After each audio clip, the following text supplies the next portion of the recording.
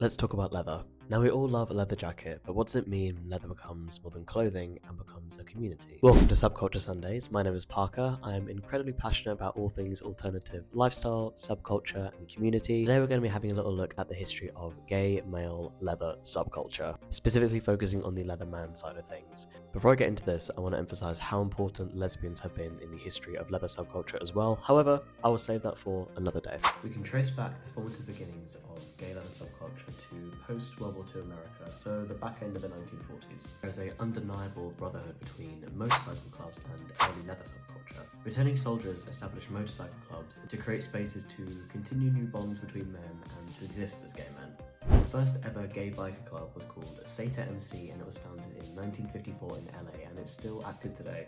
These biker clubs were modelled after fraternities, so they had a series of initiations and pledges and invitations to get in to ensure the safety within these communities, to keep them safe from the scary wide world out there at the time. There was a real sense of general dissatisfaction with America at the time, especially for queer people. This real kind of nuclear family, post-World War, white picket fence expectation was really being promoted and pushed, and especially for the gay men, the ideal life being promoted was so different both visually and day to day than the lives of these gay men, so it was essential that they created these spaces to exist within. You can trace the image of the leather man as we know today kind of back to a film called The Wild One featuring Marlon Brando that came out in 1953. In this movie he wears a leather jacket, he rides a bike, he has a leather cap, very similar to the traditional image of the leather man as we know today. With the leather subculture growing more, the first ever leather bars came after this. The very first ever leather bar was called the Gold Coast, and it opened in Chicago in 1958, which was also the birthplace of Mr. International Leather, a